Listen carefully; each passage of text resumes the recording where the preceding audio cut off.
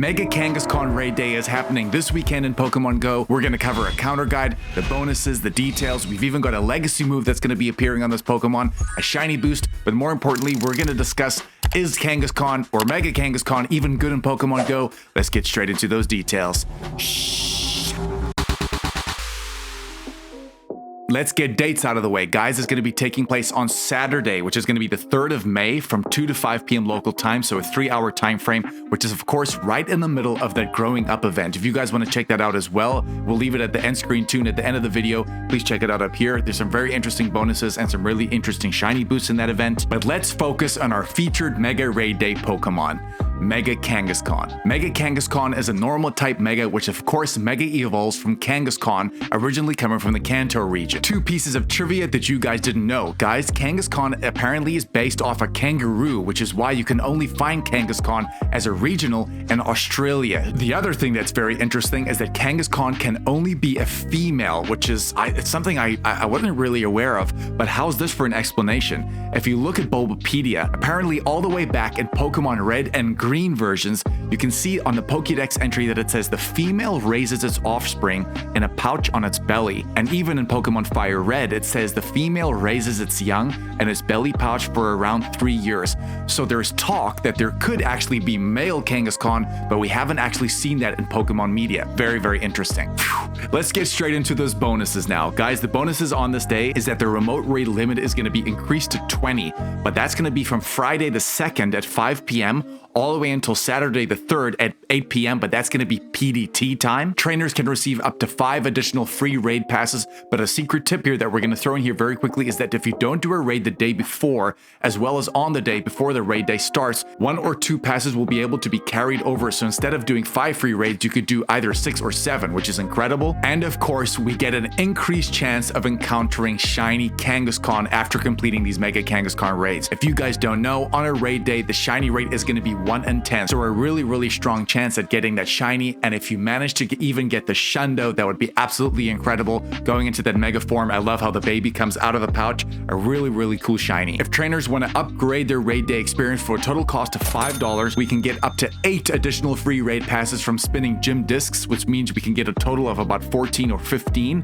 Trainers can get increased chance to get rare XL candy from raid battles. We can get 50% more XP from raid battles, and we can get 2 times the Stardust for completing these raid battles too. And speaking of research, there's going to be a free timed research for all trainers, and the main rewards there are going to be 10,000 Stardust, 1,000 additional Stardust for completing a raid battle for a total of 2,000, or if you have the ticket, you'll get up to 3,000. And if you guys go have a look at the web store right now, you can purchase the Mega Kangaskhan Raid Day Ultra ticket, which is of course going to include the event ticket, but more than that, you can actually get 1 additional free premium pass, which is pretty cool. Okay, Mikey, this is great, but is this raid day even worth it for me? Well, to be honest, they've included one thing in here that I think for a start is pretty good. Guys, every Kangaskhan that you catch after completing these Mega Kangaskhan raids, every single one is going to know the legacy move Stomp, which in trainer battles is going to do 55 power, and in gyms and raids it's going to do 50 power. The great thing about this is that you don't have to use an elite charge TM to get this move, and we're going to discuss in a little bit if this move is even worth it on this Pokemon. But imagine you could get the shiny with Stomp as a regional, because let's say you're in South Africa, for example, you wouldn't be able to get this Pokemon, and to have the shiny with the legacy, I think is pretty rare and pretty cool. But if that doesn't tickle your fancy, how good is Mega Kangaskhan in Pokemon GO? Well, let's have a look at its base stats. It has a max CP of 4353 CP, an attack value of 246, which is actually pretty solid, a defense of 210, and a stamina of 233, so a relatively bulky Pokemon. Its fast attacks it has access to is going to be Low Kick and Mud Slap, which are pretty solid actually. Its charged moves it has access to is going to be Earthquake, Brick Break, which is another legacy move, Stomp, which is of course a legacy move we just touched on, Outrage, Crunch, and Power Up Punch. And if we look at the absolute highest DPS right now in terms of stats, with all these moves considered, it looks like Mud Slap and Outrage is actually going to come out on top with a TDO of 293 and a DPS of 12.8. not great if we're being honest. Because Kangaskhan and Mega Kangaskhan are a normal type, unfortunately, as we know, normal type Pokemon don't perform the best in the game. Guys, according to PokeBattler, we can actually solo this Pokemon, which is going to be very effective, and the best Megas you could use are going to be Mega Lucario as well as Mega Heracross. Stop. Kangaskhan is not the easiest Pokemon to get candy for, so instead of using a fighting Mega, I would maybe even consider using something like a Mega Lopunny. The reason why is that Mega Lopunny is a normal and fighting type Pokemon, which means every single time you catch this Kangaskhan, it's going to hit that normal type, which means you can get as much candy as well as XL candy on this day because yes, this Pokemon doesn't evolve, and you may not even want to power up this thing fully, but I would really suggest using a normal type Mega potentially so you can get that candy. But if you don't have that, of course you can use the fighting Megas. The best Shadows you could use is going to be Shadow Conkeldurr with Counter and Dynamic Punch. You could use Shadow Machamp with Counter and Dynamic Punch, Shadow Hariyama with Force Palm and Dynamic Punch, and in terms of budget counters, you could use something like a Lucario with Force Palm and Aura Sphere. You could use Hisuian Decidueye with Psycho Cut and Aura Sphere, a Conkeldurr with Counter and Dynamic Punch, and even an honorable mention for something like a Breloom with Force Palm and Dynamic Punch. Again, this Pokemon is going to be very doable to do as a solo, so these are the tips we would recommend. Now that we have that counter guide out of the way, how good or how well does something like Kangaskhan perform in Pokemon Go? Well, let's have a look at PvP. Remember that getting these Pokemon from raids, you're not going to have the optimal IV sets because the base floor is going to be 10-10-10. But in the Great League, Kangaskhan currently takes a ranking of 350 with that Stomp Legacy move.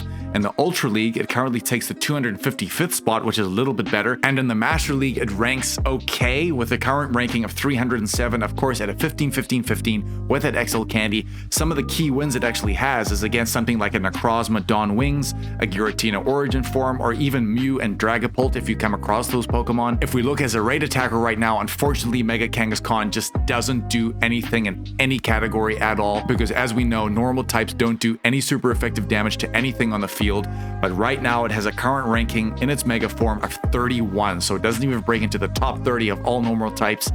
Yeah, really disappointing there. And of course, once you've taken down this Mega Kangaskhan, you're gonna get an encounter with Kangaskhan, which means we need to know its 100% IVs. The 100% IV and non-weather boosted weather is gonna be 1477, but the weather boosted 100% IV is gonna be 1847, and remember that is gonna be in partly cloudy weather because of that normal typing.